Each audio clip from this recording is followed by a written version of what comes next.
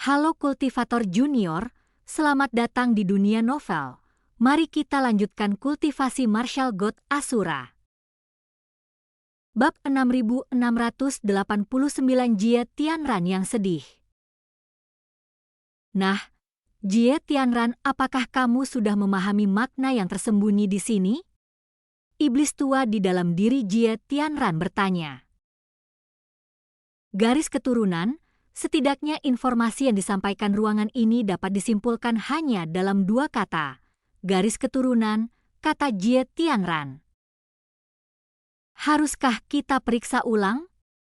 Lagi pula, hanya ada satu kesempatan, iblis tua di dalam tubuh Jie Tianran.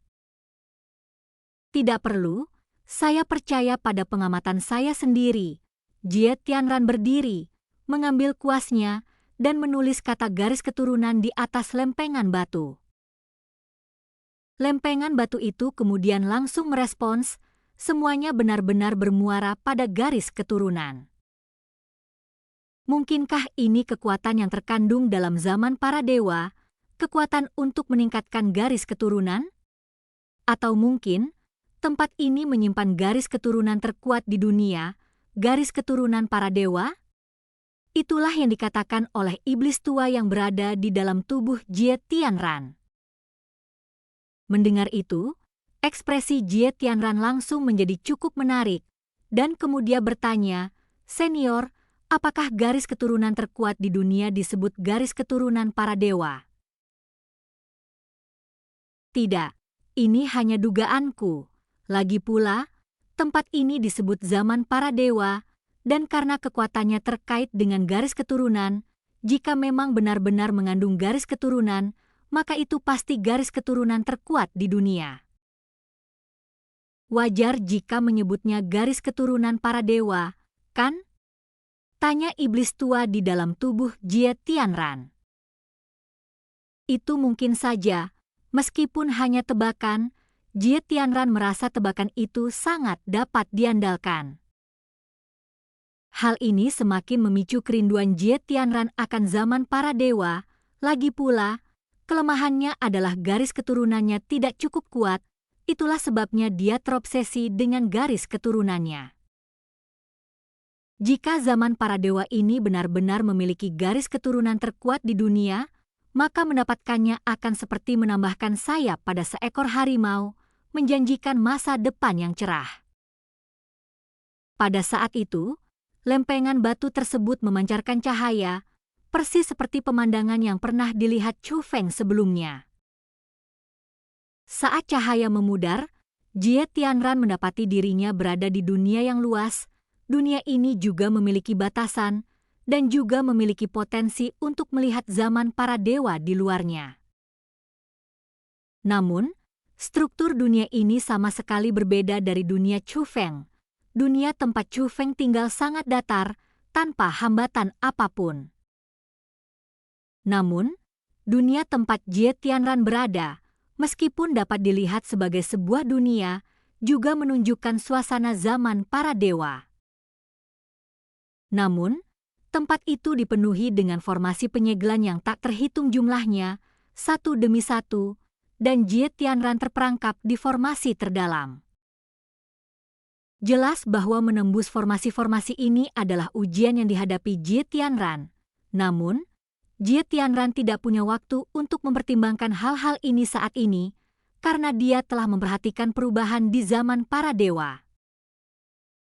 Saat ini, di gerbang ketiga tempat dia berada, sebuah entitas bercahaya telah muncul dan terhubung dengan puncak hantu zaman para dewa. Dia tentu saja juga melihat platform tinggi di atas kepala hantu itu dan singgasana yang didambakan. Namun ia juga melihat bahwa pintu kedua sudah terhubung ke bagian atas kepalanya, dan dari bagian paling bawah sambungan itu, muncullah tangga 9 warna yang memancarkan cahaya. Sialan Chu Feng. Jie Tianran mengepalkan tinjunya tanpa sadar.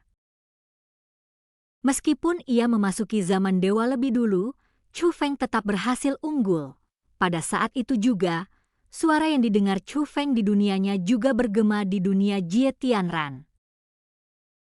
Orang yang memberi Jie Tianran petunjuk adalah bahwa dunianya mengandung formasi yang tak terhitung jumlahnya. Selama dia bisa menghancurkan formasi tersebut, dia bisa membangun tangga. Namun, kekuatan tangga tersebut akan bergantung pada kesempurnaan penghancuran formasi yang dilakukannya. Setelah suara orang itu menghilang, Jie Tianran tanpa ragu segera mulai memadatkan sebuah formasi untuk menghancurkan formasi tersebut. Bagaimanapun juga, dia adalah penguasa Istana Suci Tujuh Alam, dan meskipun dia langsung tertarik pada perubahan zaman para dewa. Namun, hal ini tidak mencegahnya untuk mengamati sekitarnya. Saat orang itu menjelaskan, dia sudah mengetahui cara untuk menembus formasi di depannya. Saat kekuatan formasi itu menyatu, formasi tersebut hancur dalam sekejap mata. Kedua kekuatan itu saling terkait, menyebabkan formasi penyegelan yang telah menjebak Jie Tianran runtuh seketika. Formasi penyegelan tersebut telah berhasil dipecahkan oleh Jie Tianran. Namun, apa yang selanjutnya terjadi adalah formasi penyegelan yang bahkan lebih ampuh. Jie Tianran tidak mengamati formasi penyegelan kedua, tetapi langsung melihat jalannya sendiri. Saya ingin tahu jenis tangga apa yang telah saya buat. Benar saja, sebuah tangga mulai muncul di lorong itu. Namun, anak tangga tersebut terbuat dari batu bata lumpur dan sama sekali tidak memiliki penerangan. Melihat tangga Chu Feng yang memiliki 9 warna dan memancarkan cahaya redup, keduanya membentuk kontras yang mencolok. Hahaha, di pihak Chu Feng, Egi melihat tangga yang dibuat oleh Jie Tianran dan tertawa terbahak-bahak. Chu Feng, bagaimana mungkin kakekmu bisa membuat tangga batu bata dari lumpur? Sepertinya saya salah. Bukannya tangga Anda jelek, sebenarnya tangga itu cukup sempurna. Tangga yang dibangun kakekmu itu benar-benar tidak bagus. Egi tertawa terbahak-bahak hingga hampir terjatuh. Dia sangat gembira. Chu Feng, yang baru saja bangkit dari tanah, melihat pemandangan ini tetapi tidak tertawa. Sebaliknya, dia berteriak, melanjutkan. Bum bum bum. Guntur bergemuruh, dan kilat biru lainnya menyambar, menjatuhkan Chu Feng ke tanah. Kulit Chu Feng kembali robek, tetapi api biru muncul lebih cepat lagi, yang membuat tubuhnya pulih lebih cepat. Sementara itu, wajah Jie Tianran pucat pasi. Bagaimana mungkin ini terjadi? Jie Tianran jelas terkejut melihat pemandangan ini. Jie Tianran, jangan terpengaruh. Amati lebih saksama dan sempurnakan formasinya.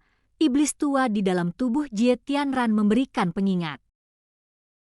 Tanpa ragu-ragu lagi, Jie Tianran terus mengamati dan kemudian mulai memasang formasi lagi dan sebenarnya, dia sudah sangat serius sejak pertama kali, berusaha sebaik mungkin untuk membuat semuanya sempurna. Namun kali ini, ia lebih serius, yang menyebabkan periode pengamatan dan penugasan yang lebih lama. Begitu formasi itu hancur, formasi penyegelan yang telah menjebak Jie Tianran dengan mudah ditembus, seperti yang telah dia duga.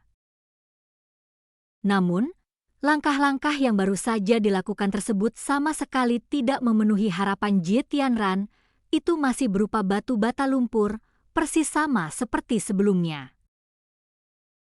Mengapa? Mengapa ini terjadi?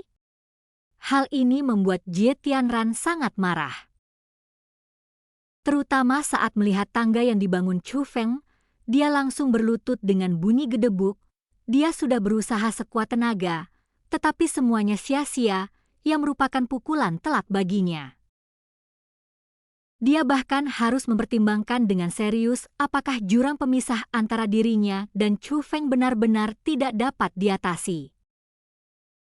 Apakah aku benar-benar bukan tandingan bagi makhluk kecil itu? Jie Tianran menopang tubuhnya di tanah dengan kedua tangan. Wajahnya yang sudah tua menunjukkan rasa putus asa yang belum pernah terjadi sebelumnya. Jie Tianran, apakah kau akan menyerah? Tanya iblis tua di dalam tubuh Jie Tianran. Jie Tianran tidak menjawab, dia juga agak bingung. Jika kau menyerah, maka katakan pada kekuatan zaman para dewa, mari kita pergi sekarang. Iblis tua di dalam Jie Tianran berbicara lagi. Jie Tianran tetap diam. Jika kamu tidak ingin menyerah, maka teruslah berjuang. Jangan berlutut di sini seperti suami yang tidak berguna.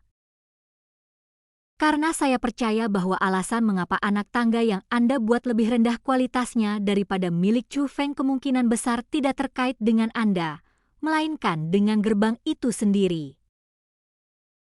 Bukankah pintu yang kau pilih pada dasarnya lebih mudah dilewati daripada pintu kedua yang dimasuki Chu Feng?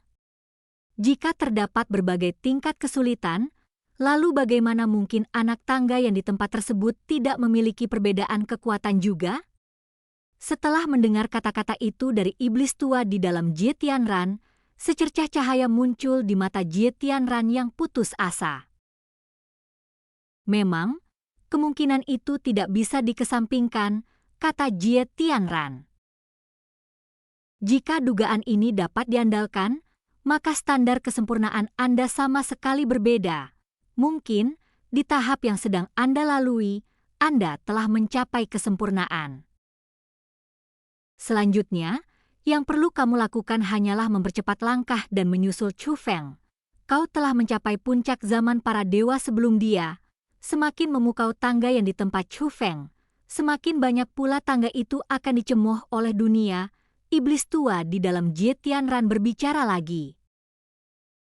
Pada saat itu, ekspresi sedih di wajah Jie Tianran telah lenyap dan dia berdiri kembali karena dia sudah lama menantikan hari ini dan sebenarnya tidak ada alasan baginya untuk menyerah.